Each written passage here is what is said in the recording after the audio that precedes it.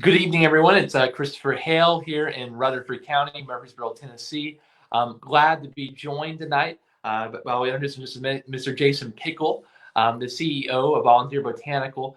Jason is an entrepreneur here in Rutherford County, a leader in this new and emerging industry that we're going to talk about tonight. And tonight, I released a plan on marijuana legalization. I had a chance to talk to John Boehner, former Speaker of the House, a Republican, a few weeks ago, and I said to John, so Speaker Boehner, when I'm elected to Congress, I will be the greatest pro-marijuana congressman that God ever made. I don't pretend to be an expert on the use of marijuana, et cetera, but I can speak from a political standpoint, from a civil rights context, and from a macroeconomic standpoint that I think it's good for Tennessee. I think it's good for our community. I think it's good for our economy. And I have a very basic moral question that I pose at the centerpiece of my proposal. Why is it that kids and veterans who smoke marijuana have criminal records, but the crooks who committed a massive fraud and wrecked on Wall Street and wrecked our economy do not? And so that is the basic justice question I have at play. But before we get into that, I wanted to introduce Jason. And Jason, are you with us? Can you hear me? Absolutely. How's it going? Thanks for having me. Hey, Jason, I really appreciate it. Jason, can you give me a little bit about your history growing up and your education, how you got into this industry, and what it is you do today? Absolutely. I grew up here. I'm a Tennessean, born and raised in West Tennessee in Memphis.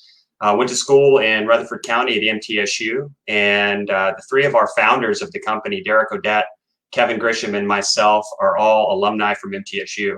And we started Volunteer Botanicals just a couple of years ago, and we really believe we all moved back from being out of the state. We've been gone for a long time. We worked in Tennessee for a few years out of college and then all went our way and moved out of the state. So we've come back to the state to start a company and to help push this industry forward here within this state, not just for marijuana, but for cannabis in general. That includes hemp as well.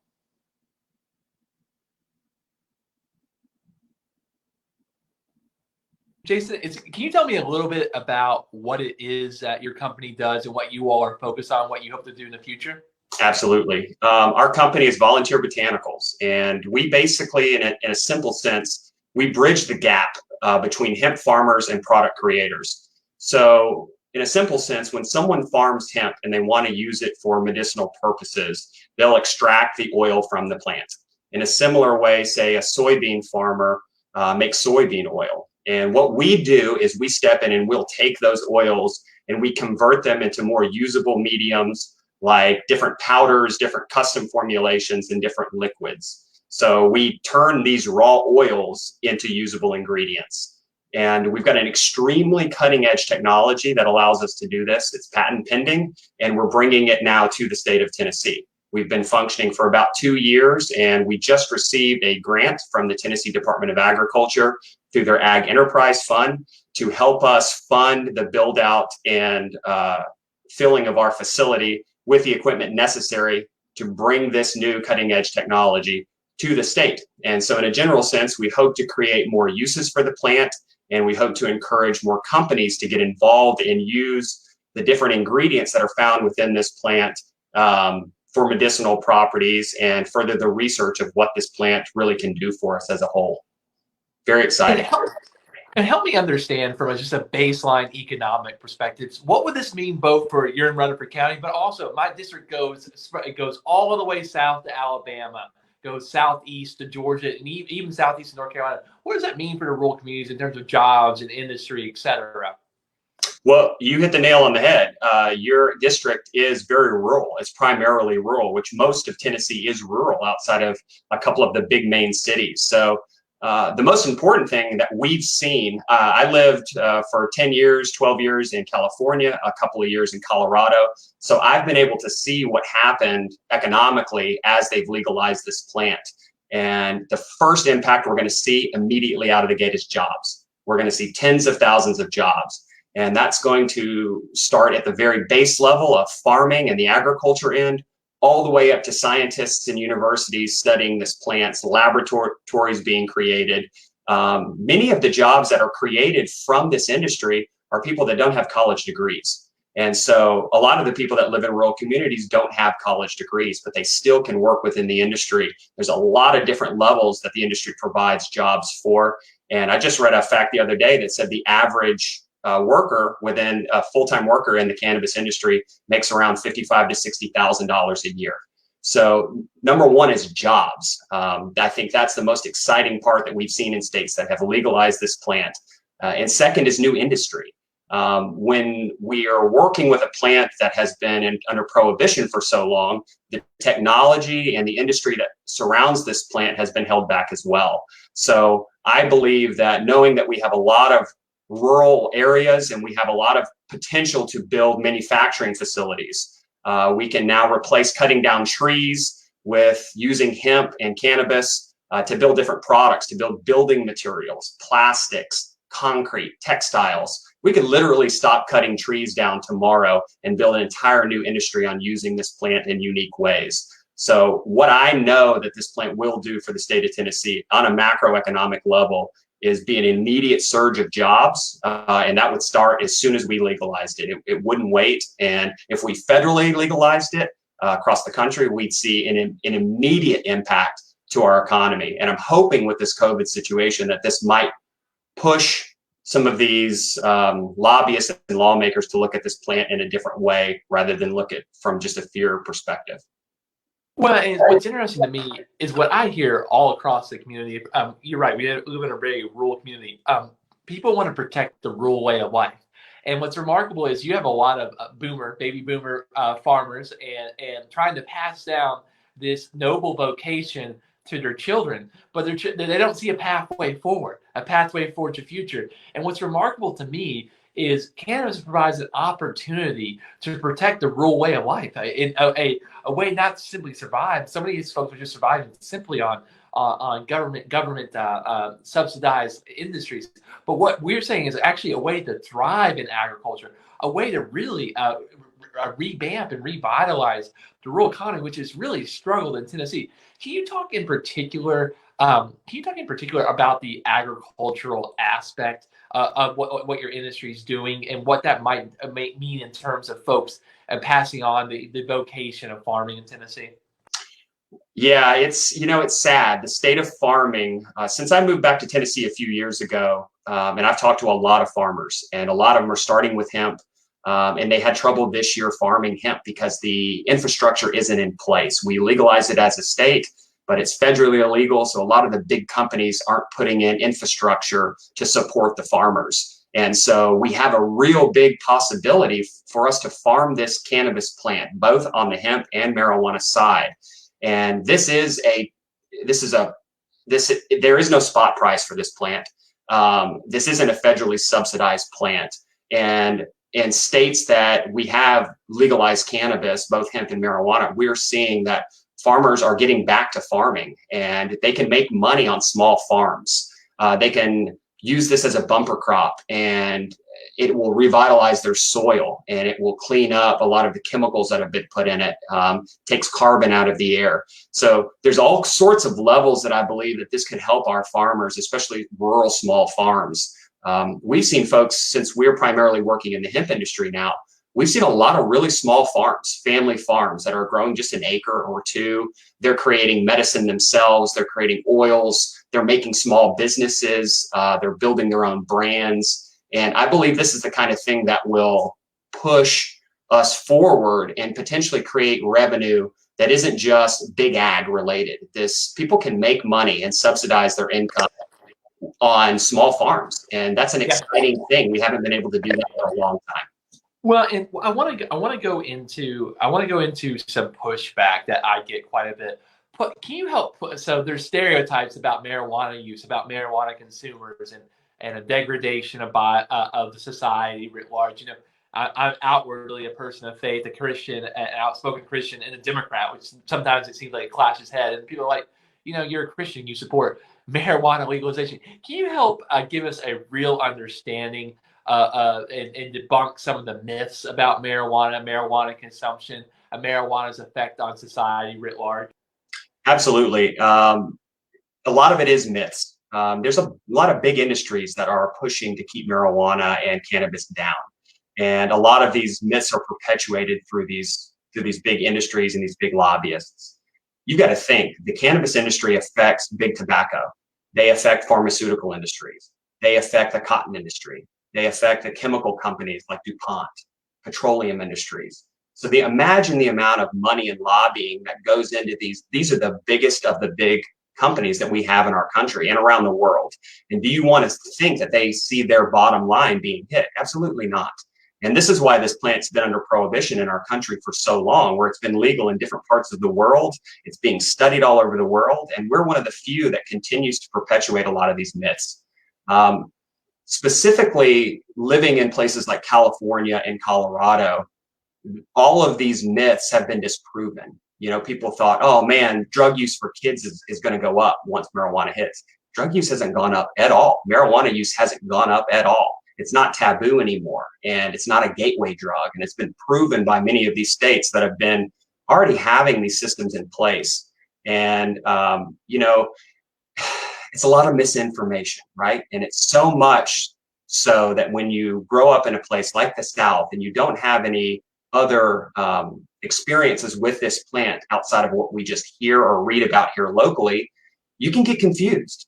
Even my family, you know, when I got into this industry, they were a little confused. And it took me sitting down and educating and talking and providing different sorts of products to my parents. And all of a sudden they weren't so scared, and they didn't realize that it was something that maybe it wasn't so harmful as they once thought.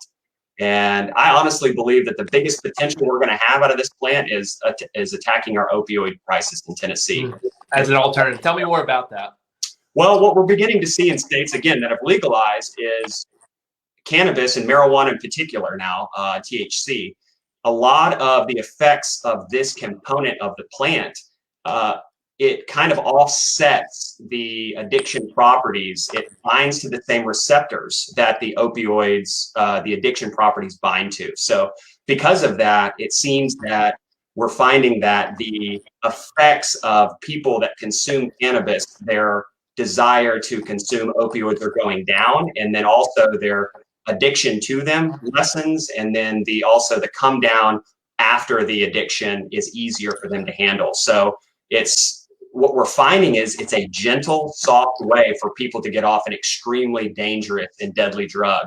And I think people are very surprised how gentle it is. It's an herb. It's a plant. We're afraid of it because we misunderstand it, not because it's truly harmful. And it just takes a little bit of conscious contact with that plant yourself to say, wow, maybe I was wrong. And, you know, I think that's a real empowering thing to say. We don't have to always try to support old belief systems. It's good to open up and understand maybe what this plant can do for us outside of being afraid of it so long. And states that have taken that run and they've tested it in universities, they've put it into treatment plans, they're beginning to see that this thing offers way more than we thought. And so, you know, it's not what we know that ain't so, it's what we don't know that ain't so. It's a good truth. It's a good truth. And one of the things I want to come up is let's release this plan. I think you're familiar with it earlier today. It's a 4-part plan for legalizing marijuana at the national level. In particular, this is something you and I haven't really talked about, but I want to talk about the distinctions on number 4 between big tobacco and marijuana. A lot of the marijuana organizations, you got a state grant, are nonprofit. Isn't that correct? They're nonprofit in focus. And so like there's a strong reality that this is not going to in any way mimic the big tobacco. You're not going to try to push this product on underage consumers, et cetera. Absolutely. Yeah. And what we're beginning to see even is that it is people that are consuming marijuana or even hemp. Right now, people are actually smoke hemp. Hemp is being grown in the state of Tennessee and people are smoking it. And what they're beginning to see is it's not one of those things that's addictive, and it's beginning to now cut into the sales of tobacco. And it's an alternative it's an herb. So it doesn't have anything sprayed on it. It's not dangerous to the lungs. And so it's an interesting kind of fact that we're seeing that people thought that it would be this kind of thing that kids are now going to jump to. And that's just not the truth. The actual truth is people are getting off of cigarettes now and they're smoking less. And we've seen that too. We've seen that within our group and the people that we work with. And to me, I don't think there's anything wrong with that. We've been addicted to cigarettes for a long time, and it's time to learn maybe that industry should fade away, or at least move on a little bit, because there's been a lot of folks that have died from it. A lot of people in my family as well. Sure. I mean, it's a part of the Southern way of life that it's Absolutely. a relic that we need to get rid of and replace. But what do we replace it with? I want to ask you too, the barriers of not having the legalization of marijuana. What does that mean financially for your company? What does that mean for jobs and markets? What is it costing you day in and day out? Oh man, it's tough. And we saw it this year with farmers. The people that were farming hemp, I think it jumped almost 1,000%. And many of those farmers are now stuck with their material. So, and no fault of their own. We have, because Tennesseans are dragging their feet with legalization, we don't have infrastructure to support the farmers. So there's a lot of people that spend a lot of money to farm this plant. And now they're left with, they're sitting on all their biomass and material they farmed from last year, and hoping that they could get some support. And it's not the Tennessee Department of Ag. It's not our ag-related companies that are trying so hard to push this industry forward. Tennessee Growers Coalition. There are a lot of groups out there that are working really hard for the state of Tennessee, but then there's a lot of lawmakers that are just ignoring it. So an immediate impact, an immediate change we would see is these things would begin to open up. And like I mentioned earlier, all the new potential industries, it's like pent up potential, right? And if you free up that potential by legalization, now that you've got all these new industries that come up, and you've got all this new ways to process the material, new ways to use the ingredients, creating building materials and textiles and medicines, all of that is held up because of what Tennessee is doing. And all the states around us, even Alabama, are starting to at least legalize things from a medical perspective. Georgia. And it's unbelievable what as progressive as Tennessee has become, even since I moved away 15, 20 years ago. I feel like it's changed a ton since I've come back. And it's a shame to see the other states taking the steps and getting a lot of benefit and impact from it, both economically and medically. And here we are still dragging our feet. It's tough, and it makes it tough for all of us. It makes it tough for us as well. Well, it's interesting. I spent my career in public service, policy, and advocacy. And what's remarkable about marijuana legalization, just from pure politics, is who it brings together. The biggest proponent for the legalization of marijuana in this country is a friend of mine, the former Republican Speaker of the House, John Boehner. And what's remarkable about it is that you see this reality that it brings together folks who are looking for criminal justice reform, looking to expunge the absurd record of cannabis use convictions at both the state and federal level with the war on drugs when we were growing up in the 80s and 90s. But it brings together environmentalists, farmers, conservatives, rural communities. It is, from my experience as a pure politician, if I just want to get votes, I run on cannabis legalization. The people of Tennessee support it more than UT football. It is very popular across wide segments of the population. But I think you're right. I think there is the stereotypes and the myths that really, I would say not a majority, by the way, of lawmakers. I think the majority of lawmakers are in support of it. But you're right. There's big tobacco pushing back against them. There's lobbyists with other interests. But it seems to me that this is perhaps the most popular policy in the country right now. Why haven't you seen, from your perspective? We're in the thick of it, so we work in it every single day, and we see the struggles that all of us are working on.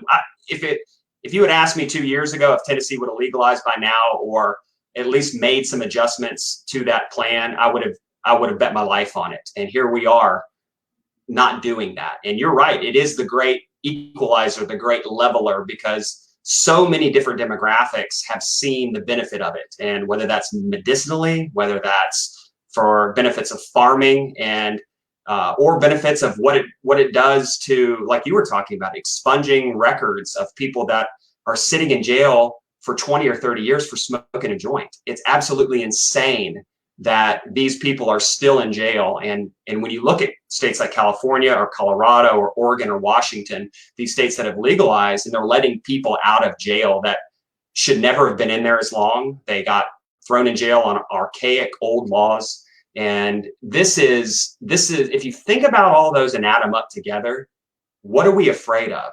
We're going to let people out of jail that should never be in jail. We're going to create jobs that have never been created in our country. We're going to open the floodgates to an entirely new economy that we've never seen. We're going to bring in tax revenue that's going to blow people's minds. We're going to cure diseases that we didn't know that this plant could do. We're stopping seizures. We're helping with cancer. We're stopping opioids. I mean, what are we afraid of? It's so confusing to me why we can't put our heads together and move past this together. It really does. It makes no sense. It's frustrating. Well, I understand your frustration. I think that my argument is why Alabama moved before us. I think the reality of it is Tennessee's had some pretty good years economically, particularly in the suburban and urban areas. In the rural struggle of this state, which has existed, one of the things I think we go back to, if you look at the 2008 crash, the federal government and really invested through the Recovery Act of 2009, not enough, I would argue, but their investment predominantly went to suburban and urban communities. If you look at the percentage of money the federal government gave in the state of Tennessee, about 80% of it went to the big five, so that the big cities, and in rural communities, they got left behind. I think the reality of it is that in Alabama, the economy was so bad, it struggled for so long that the desperation kicked in. I think that there's a reality that post-COVID, look, the governor doesn't want to admit this, but we're going to have unemployment rates about 25% in this state. In the rural communities, it's going to be about 40% today. Data came out today from Vanderbilt that says 40% of Tennesseans who make $40,000 or less a year are out of work currently. So I think the economic desperation will kick in. I think the governor, I don't think he's a bad man. I think he wrongly associates marijuana use with an immoral way of life. For him, I think there's got to be a group of folks, and there will be, both Republicans and Democrats, who hold up the Bible in one hand and cannabis in the other, and say they're not in any way contraposed to each other. They work together for protecting our way of life in Tennessee. I have some questions for you. Can I give them to you that are coming in to me from the DMs? Yeah, I'll do my best. There's a question, and so it's a pretty provocative question. It talks about employment standards, security, etc. I want to make sure that to give you a chance to respond to the critics who say that you're going to perpetuate drug use that will do X, Y, Z and make people less effective members of society. Can you speak about moderation and regulation and ensuring that that folks are fully functioning and not in any way suffering from marijuana use writ large from legalization? It's comical. The same argument can happen with alcohol, right? If someone wants to consume alcohol before work or at lunch break and they're a little bit impaired and go back to work, it's the same exact argument. I think the bigger problem is testing and the idea of, if this thing is legal, and whether that's just hemp related cannabis or marijuana, how am I going to go to work that has drug tests and be okay? Because if I can recreationally consume it or consume it for a medical reason, and I go to work on Monday and get a random drug test and I fail, that's a gap we have to fill and we need to understand. So, one thing I know for sure, we are all have the right to govern our own bodies and say what we put into them and when we put into them. And if you choose to consume alcohol or marijuana before work and you go into work and you're impaired, you should be laid off. You should be fired. If you choose to consume alcohol on Friday night after work or consume cannabis Friday night after work, you shouldn't be penalized on Monday when you go back to work. And that's the way we really need to look at this, as a more practical standpoint, and quit picking apart little tiny arguments that are kind of irrelevant, and the same argument can be made for alcohol. So we need to look at it in a broader sense to say, once we take these steps and once we legalize this plant, how do we make sure to protect the people that are consuming it?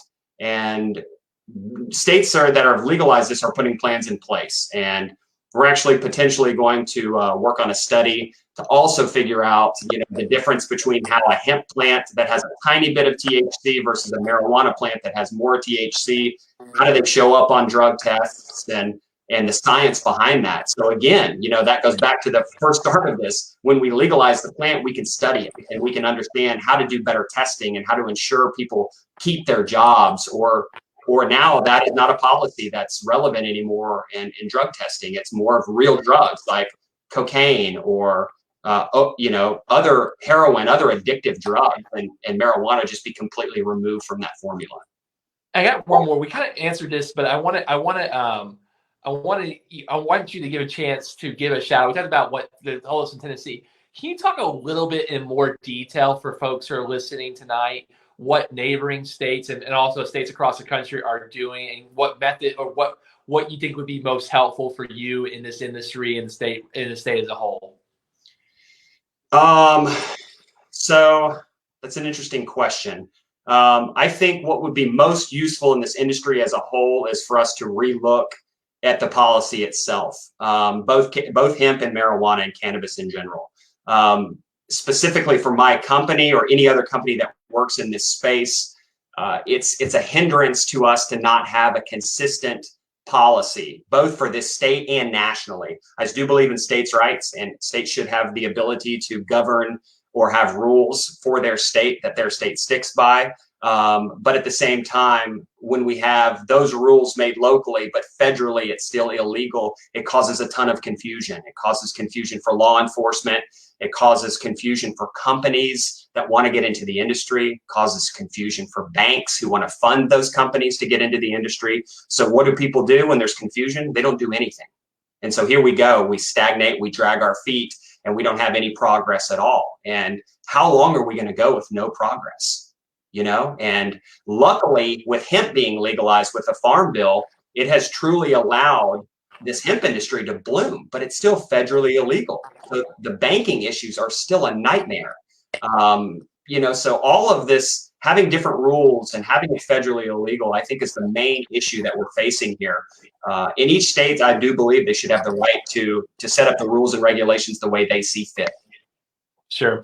And I think that you nailed the reality is that we can do it state by state, but there's got to be a baseline federal mandate that exists so that we can equal the playing field. I'm sure it's hard to get a loan. I'm sure it's not easy to go Bank of America or a federal credit union because they're not going to play ball because they don't. It's confusing. Who can blame them? They don't want to. They don't want to take the risk of taking on activity that they don't know where it stands and if it's legal and if it will remain illegal, legal going forward. Jason, I want to give you a chance to make a closing argument for your work and what you do, and then I'll close out for all of us. Absolutely. Closing argument. I like that. What I can say as a co-founder of a company, Volunteer Botanicals, our goal here is to complete the supply chain. We want to help Tennessee farmers take their products to market. And it's going to take companies like us who are willing to take the risk early on in the industry to push this thing forward. Because if we push hard enough, and we're all pushing, and we all know in our heart of hearts that this isn't anything to be concerned about, but maybe just something to learn a little bit more about, what we're going to see is we're going to see a blossoming and a blooming of a brand new industry. And I'm excited about that. We're taking the risk. We took it 2 years ago. In just a couple of months, we're going to be hopefully finishing our facility out in Christiana that we feel will continue to help Tennessee and Tennessee farmers in rural areas be able to farm this plant and bring this plant to market. If we're able to legalize marijuana, then we're able to also add this technology to that side of the plant as well. And we shouldn't be afraid of this plant. As a young man who has direct experience with this plant and have seen many people healed by this plant and the cannabinoids and the ingredients within it, I can assure you it's nothing to be afraid of. It's just something that we need to understand a little bit more. And it takes all of us, and it takes folks like you who are young and passionate and also understand the benefit of this, and folks like me who are directly involved in the industry to speak the truth. And I appreciate you campaigning on this, speaking about it. It is a very taboo thing for us in the South, but it really doesn't have to be. Not if we open up and talk about it and learn from one another. That's that's the beauty of this plant, is it does really bring us all together. Well, Jason, I'm with you on that. I think that legalization of marijuana does three things. It brings job, it promotes healthcare, and protects our rural way of life. And it's really an act of preservation and moving forward as a community. And as long as God gives me breath, I'm going to fight like hell to pass marijuana and make it legal here in this country and in Tennessee. I thank you for all your work, and we're going to get a W for you. Thank you. Appreciate you having us on, and thank you for all your work. And we're here to support you. So I appreciate it. Thank you. Speaking the truth. Thank you, Jason. That was Jason Pickle, who is the a co-founder and CEO of Volunteer Botanicals, a company that is on the cutting edge of cannabis, CBD, and marijuana industry here in this state. We need folks like Jason. Look at him. He's young. He's passionate. He's going to bring jobs. We need jobs. He's going to bring jobs. He's going to promote healthcare, the well-being of our people, and he's going to protect the rural way of life. And he's gotten a little help from the state government, but he's also gotten the foot on the door against him at the federal level and also at the state level too. Look, Congressman Desjardins doesn't show up. The man does not show up. He doesn't listen to new ideas. The number one goal of Congressman Desjardins is to repeal the 20th century. He wants to get rid of all of it. Social Security, healthcare, Medicare, civil rights, labor rights. He wants to get rid of all of it. But you and I, we cannot just simply be protectors and preservers of the past. We have to build the future. We have to build the Tennessee of tomorrow. Look, the changes that are undergoing our economy, which the virus has brought out, they're changing our way of life, but we've already been undergoing those changes. The Industrial Revolution will pale in comparison to what's going to happen and what's happening right now in our state and in this nation. 2/3 of jobs that exist today, not just blue-collar jobs, but 2/3 of jobs that exist today will not exist in 40 years. We know that. The data tells us that. We need a government that responds to that reality. I'm here, and I'm going to fight like hell so that Tennessee is ready for the economy of tomorrow. I need your help. We're going to win this election. We're going to win this election because I'm going to go everywhere, and I'm going to go to every corner of this community, every zip code, every town, and I'm going to get the votes to win it. But I need you on my team. If you're interested in joining the team, go to ChristopherHale.com, HALE.com. Sign up. Make a $5 donation, be a monthly contributor. It's not going to feed me. It's going to feed this movement, this campaign that's going from corner to corner of the state of Tennessee. If you want yard signs, we're passing them out all across this state. You can go to ChristopherHale.com/Hale. Yes. Some coming attractions to come. Tomorrow, we're going to have Leslie Moore, who is the executive director of Northside Learning Center, a small business owner here in Tennessee. I helped her secure a $168,000 PPE loan. Look, I know how government works. I understand how it works. She called Congressman Desjardins. He didn't answer. She called me, and we got it done. I know how government works, and I can make it work for you and your family. So we're excited to have that tomorrow, and we have coming attractions next week as well. I really appreciate you being with me. Get involved. Let's go out there. Let's win this election. Let's bring generational change to Tennessee and America, and let us protect ourselves and preserve our future for our children. Thank you so much. Have a good night.